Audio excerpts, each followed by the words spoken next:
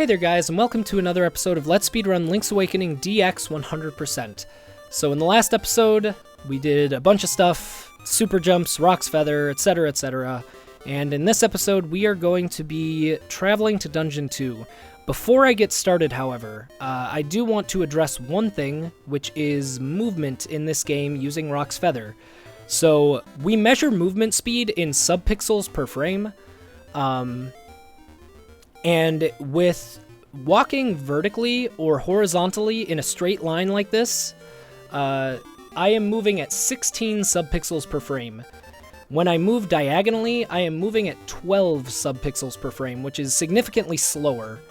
So generally speaking, you want to avoid diagonal movement in this game if possible, except with one exception. The Rock's Feather. When you jump straight diagonal like this, I am actually still moving at 16 subpixels per frame.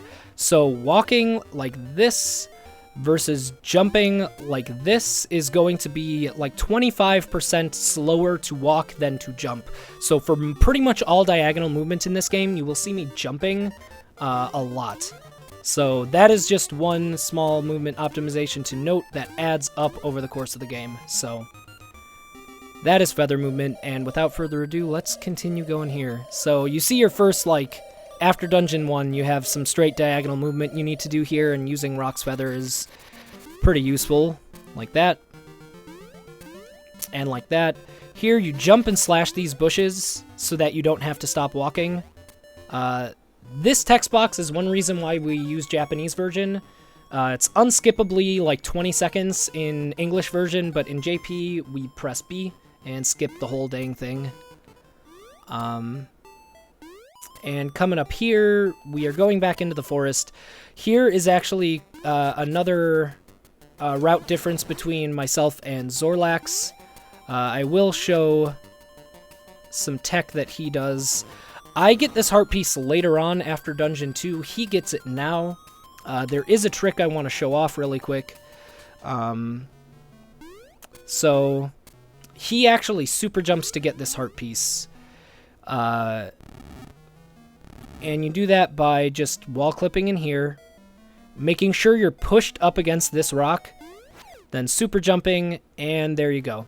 The timing can be a little bit tight on that one.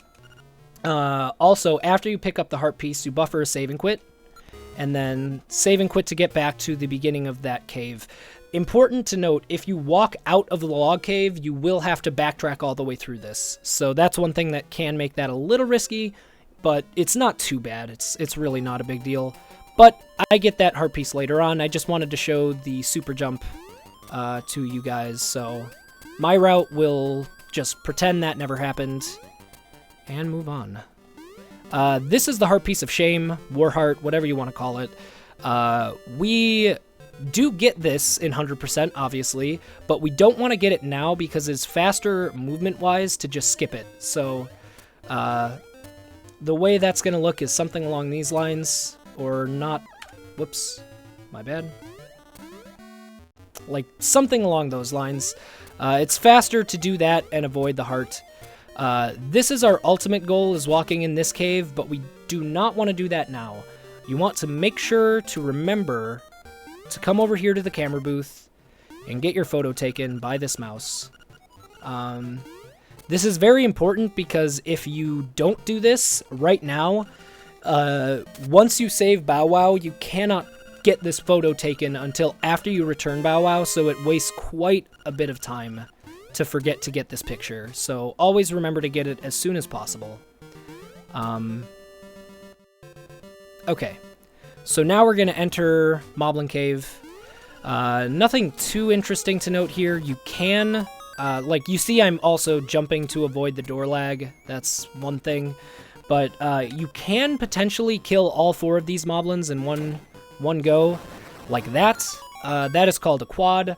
But you have a much more, you much more frequently see either the triple single or the double double rather than the quad, but you always want to go for a quad if possible, but sometimes the enemy RNG just won't allow it. So that is that room, and now we're going to take on the Moblin King, which you jump over his arrows,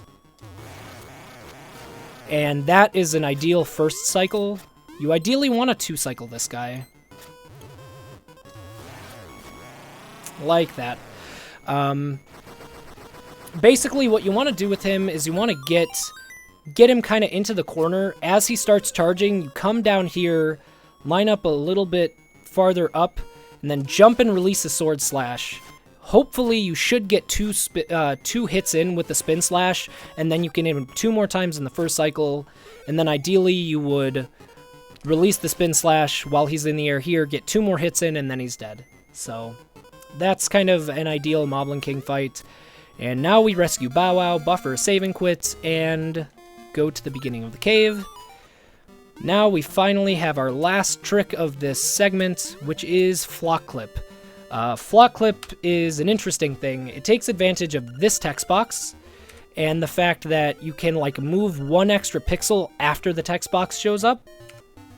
So if we walk down here, wall clip, and then start walking up, if you just, sometimes you have a subpixel where holding up left here won't let you move. If you get this, you can jump and then hold up left like this. You see how I moved over to the left a little? Now you just wiggle your way through and you're done. So that is basically what allows us to actually do owl skip. Otherwise, we'd have to go back through the forest and see the owl text box again. So here, let me see if I can do this again.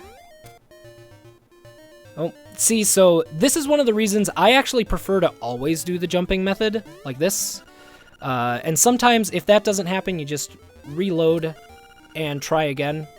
And subpixels are a weird thing. It changes. Subpixels are something you can't really see. It changes every single frame. It's hard to manipulate. So yeah, subpixels, man, how do they work? But so that's why I prefer to just always go for the jumping method, because then if you have the subpixel where you get stuck and you can't move, then you just avoid that. So I always opt for the jumping, but it's up to personal preference. This is just RNG for Bow Wow to eat these flowers. You can... Wow, he's being really terrible right now. He's not usually this bad. There we go. That's completely RNG. There's not really a way to manipulate it. The only thing I can say is move around, like jump, slash your sword, move. That is more likely to have him actually eat a plant quickly, but it's still, at the end of the day, it just comes down to RNG. So that is Enter Dungeon 2.